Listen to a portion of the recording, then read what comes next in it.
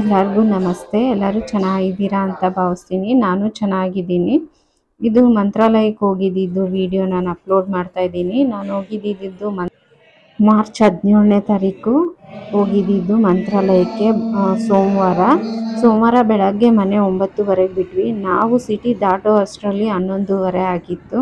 ಮತ್ತು ಮಂತ್ರಾಲಯಕ್ಕೆ ಅಲ್ಲೋಗಿ ಸಂಜೆ 6 ಗಂಟೆಗೆ ರೀಚ್ ಆದಮೇಲೆ ಮತ್ತೆ ನಾವು ರೂಮ್ ಎಲ್ಲ ಮಾಡಿಕೊಂಡು ಮಂತ್ರಾಲಯ ರೀಚ್ ಆದಮೇಲೆ ನಾವು ದೇವಸ್ಥಾನದ ಪಕ್ಕದಲ್ಲೇ ರೂಮ್ ಮಾಡೋಣ ಅಂದ್ಬಿಟ್ಟು ನೋಡ್ತಾ ಇದ್ವಿ.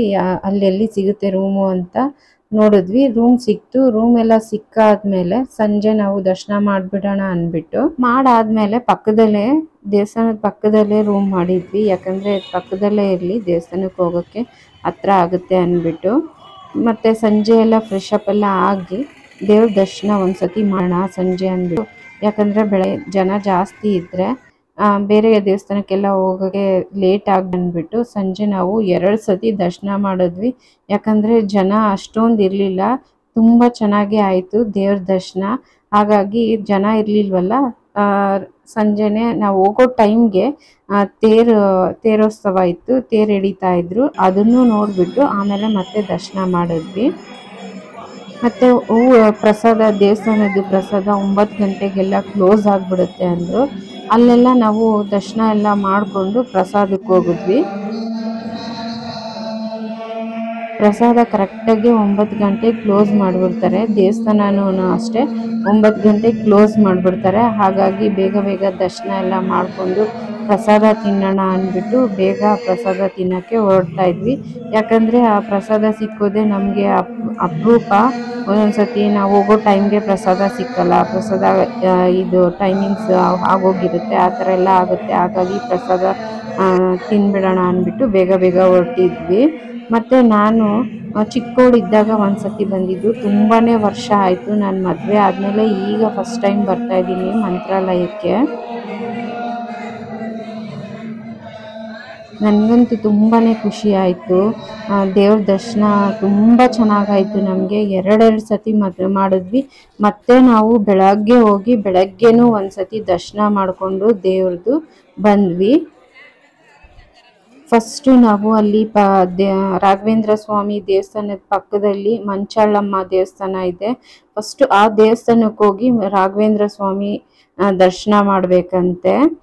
ಆಮೇಲೆ ಬೆಳಗ್ಗೆನೂ ರಾಘವೇಂದ್ರ ಸ್ವಾಮಿ ದರ್ಶನ ಮಾಡಿಕೊಂಡು ಪಕ್ಕದಲ್ಲೇ ವೆಂಕಟರಮಣ ಸ್ವಾಮಿ ದೇವಸ್ಥಾನ ಇದೆ, ಅಲ್ಲೂ ದರ್ಶನ ಮಾಡಿ ಮತ್ತೆ ಅವರ ರಾಘವೇಂದ್ರ ಸ್ವಾಮಿ ಅವರ ಪಾದಗಳಿದೆಯಂತೆ ಈ ಮನೆಯಲ್ಲಿ, ಅಲ್ಲೂ ಹೋಗಿ ನಾವು ದರ್ಶನ ಮಾಡಿದ್ವಿ.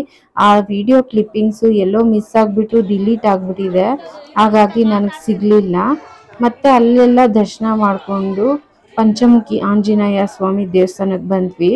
ನಾವು ಬಸ್ಸಲ್ಲಿ ಹೋದರೆ ಮತ್ತು ರಾಘವೇಂದ್ರ ಸ್ವಾಮಿ ದರ್ಶನ ಎಲ್ಲ ಆದಮೇಲೆ ಅಲ್ಲಿ ಆಟೋದಲ್ಲಿ ಕರೀತಾ ಇರ್ತಾರೆ, ಪಂಚಮುಖಿ ಆಂಜನೇಯ ದೇವಸ್ಥಾನ ಮತ್ತು ಮಂಚಾಳಮ್ಮನ ದೇವಸ್ಥಾನ ಎಲ್ಲ ತೋರಿಸ್ತೀವಿ ಬನ್ನಿ ಅಂತ. ಹೋಗ್ಬೋದು. ಒಂದು ಅರ್ಧ ಗಂಟೆ ಆಗ್ಬೋದು. ನಮ್ಮ ಓನ್ ವೆಹಿಕಲ್ಲೇ ಆದರೆ ಒಂದು 1/2 hour 45 minutes ಆಗುತ್ತೆ. ಆಟೋದಲ್ಲಿ ಗೊತ್ತಿಲ್ಲ. ನೋಡಿ, ಪಂಚಮುಖಿ ಆಂಜನೇಯ ದೇವಸ್ಥಾನದಲ್ಲಿ ಒಳಗಡೆ ಅದು ಆಂಜನೇಯನ ಪಾದ. ಅಲ್ಲಿ ಕೋತಿಗಳಿತ್ತು, ಹಾಗಾಗಿ ಜಾಸ್ತಿ ವಿಡಿಯೋ ಮಾಡೋಕ್ಕಾಗಿಲ್ಲ. ಅಲ್ಲಿ ಮನೆ ದೃಷ್ಟಿಗೆ ಫೋಟೋ ಫ್ರೇಮ್ ಕೊಡ್ತಾರೆ, ಅದು ತಗೋಬೋದು ನಾವು. ನಾನು ಕುಂಕುಮ ತಗೊಂಡೆ ಆಂಜನೇಯಂದು. ಮತ್ತು ಅದ್ರ ಹಿಂದೆಗಡೆನೆ ಲಕ್ಷ್ಮೀ ದೇವಸ್ಥಾನ ಇದೆ, ಅಲ್ಲೂ ಅಷ್ಟೇ ನಾನು ವಿಡಿಯೋ ಮಾಡೋಕ್ಕಾಗಲಿಲ್ಲ. ಯಾಕೆ ಮಾಡೋಕ್ಕಾಗಲಿಲ್ಲ ಅಂದರೆ ಕೋತಿಗಳು ತುಂಬ ಮೇಲೆಲ್ಲ ಬೀಳ್ತಾ ಇತ್ತು, ಹಾಗಾಗಿ ವಿಡಿಯೋ ಮಾಡೋಕ್ಕಾಗಲಿಲ್ಲ. ಈ ದೇವಸ್ಥಾನ ಬಂದು ಗುರುರಾಯರು ಆರಾಧಿಸುತ್ತಿದ್ದ ಮಂಚಾಳಮ್ಮ ದೇವಸ್ಥಾನ. ತುಂಬಾ ಚೆನ್ನಾಗಿದೆ. ಅಂದರೆ ತುಂಬ ಬಿಸಿಲಿತ್ತು, ಹಾಗಾಗಿ ಕಾಲಿಡೋಕ್ಕಾಗ್ತಾ ಇರಲಿಲ್ಲ. ತುಂಬಾ ಬಿಸಿಲು. ಇಲ್ಲಿ ಗೋಶಾಲೆನೂ ಇದೆ.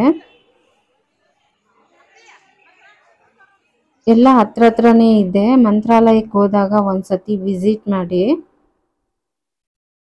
ಇದೆ ಮಂಚಾಳಮ್ಮನ ದೇವಸ್ಥಾನ. ಇಲ್ಲೂ ಅಷ್ಟೇ ತುಂಬ ಚೆನ್ನಾಗಿ ದರ್ಶನ ಆಯಿತು ನಮಗೆ. ಇಲ್ಲೆಲ್ಲ ದರ್ಶನ ಎಲ್ಲ ಮುಗಿಸ್ಕೊಂಡು ಮತ್ತೆ ನಾವು ಗುರುರಾಯರು ವಿಶ್ರಾಂತಿ ತಗೊಂತಿದ್ದ ಮನೆಗೆ ಹೊರಟ್ವಿ. ಅಲ್ಲೂ ಅಣ್ಣಪ್ಪನವರ ಮನೆ ಅದು. ಅಲ್ಲೂ ಅಷ್ಟೇ ತುಂಬ ಚೆನ್ನಾಗಿ ದರ್ಶನ ಆಯಿತು. ಮತ್ತು ಆ ಬಿಸಿಲಿಗೆ ಮಾತ್ರ ನಾವು ತಡೆಯೋಕ್ಕಾಗ್ತಾ ಇರಲಿಲ್ಲ, ಮತ್ತು ಕಾಲು ಅಲ್ಲಿ ನಡೆಯೋಕ್ಕಾಗ್ತಾ ಇರಲಿಲ್ಲ, ಅಷ್ಟು ಬಿಸಿಲಿತ್ತು, ಮತ್ತು ಸೆಕೆಗೆ ತಡೆಯೋಕ್ಕಾಗ್ತಾ ಇರಲಿಲ್ಲ.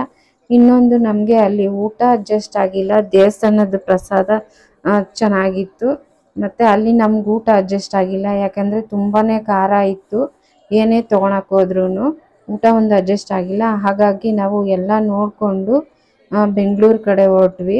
ತುಂಬಾ ಚೆನ್ನಾಗಿದೆ. ಹೋದಾಗ ಈ ಪ್ಲೇಸ್ ಎಲ್ಲ ವಿಸಿಟ್ ಮಾಡಿ ಒಂದ್ಸತಿ ಬನ್ನಿ. ಅಲ್ಲಿ ಆಟೋ ಫೆಸಿಲಿಟೀಸು ಇದೆ. ಆಟೋದವರು ಅಷ್ಟೇ ಮಂತ್ರಾಲಯ ನೋಡಾದ್ಮೇಲೆ, ದೇವಸ್ಥಾನ ಗುರುರಾಯರ ದರ್ಶನ ಆದಮೇಲೆ ಕರಿತಾ ಇರ್ತಾರೆ, ಪಂಚಮುಖಿ ಆಂಜನೇಯನ ದೇವಸ್ಥಾನ ಮತ್ತು ಮಂಚಾಳಮ್ಮನ ದೇವಸ್ಥಾನ ತೋರಿಸ್ತೀವಿ ಬನ್ನಿ ಅಂತ. ನನ್ನ ವಿಡಿಯೋ ಏನಾದರೂ ನಿಮ್ಗೆ ಇಷ್ಟ ಆದರೆ ಲೈಕ್ ಮಾಡಿ, ಶೇರ್ ಮಾಡಿ, ಸಬ್ಸ್ಕ್ರೈಬ್ ಮಾಡಿ.